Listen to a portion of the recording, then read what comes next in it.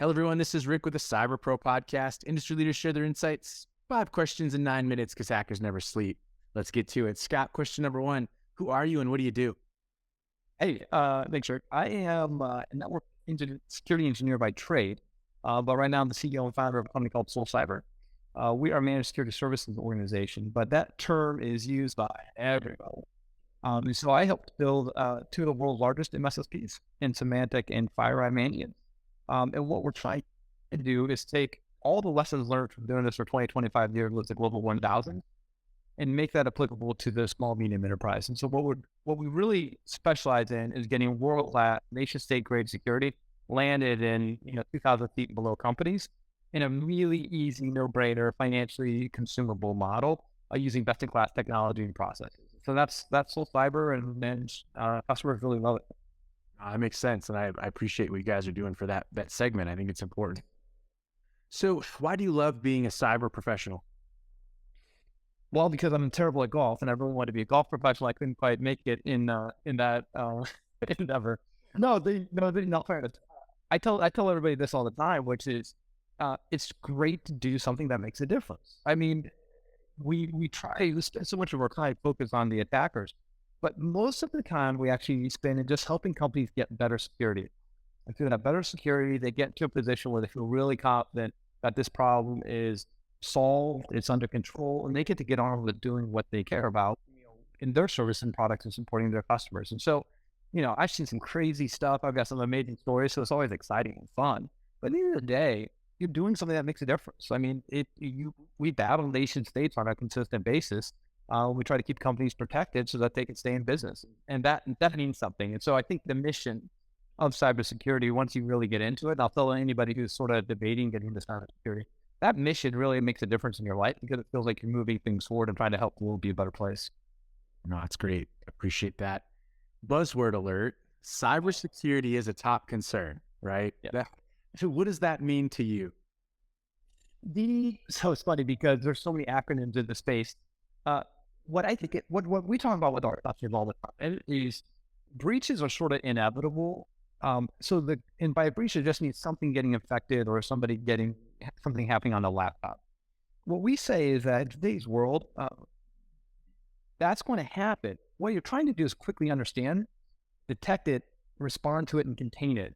So it's sort of like not even an issue, right? If somebody clicked on something that they weren't supposed to, or maybe they put their username and password somewhere they shouldn't have, I need to find that, stop it immediately, and get it under control so everybody can get back to their daily life. And so to me, cybersecurity is that process of taking away that uncertainty. If I'm safe today, but I'm breached tomorrow, would I know? Would I be able to do something about it? And we want to take that uncertainty away and move to certainty, saying, yeah, I would know, and I wouldn't know what to do about it. And I'd have a company that really solved that problem for me. So to us, cybersecurity is really changing that mindset and saying, I don't know, to feeling super confident that you're in a good spot. No, that's great. So what insight do you want to share with the rest of our cyber network? Mm-hmm. The main thing I would say is that the attack landscape, because we focus on small, medium enterprise, most of my career has been Global 1000, and they sort of get that they're a target. What I think is starting to really seep through the industry, but is still not completely understood, is that the mid-market is an attack pattern right now. And it's not so much that the bad actors are targeting them specifically, they're targeting everybody. And the tools and processes that they have are indiscriminate, and they're able to go with a broad, sweeping path. And so we see companies all the time that have been breached at 400 users, 500 users, 200 users, 1,000 users. When we talk to these companies, they say, we never thought we were going to be a target. What do we have? And but maybe they're a manufacturer, or maybe they do something specific around supporting their customers in the service. All of a sudden that gets shut down, and they're in a position where they can't do what they're being paid to do, and they start losing revenue. So the biggest thing I tell everybody is that the mid-market is 100% a target. It's not that the attackers are doing it to them to be mean. It's that they're targeting via automated tools everybody. And once they get in and get a foothold, then obviously they'll go through their activities, get paid, ransom, exfiltrate the data, things like that. So you really need to be a lot more sophisticated in your security posture than you probably had to be 3 years ago. That makes sense. So let's get to the fun question. What's your favorite piece of retro technology that makes you smile? I'm really glad you sent all that over to me ahead of time. Because, to me, I don't know if anybody else feels this way, but the StarTech telephone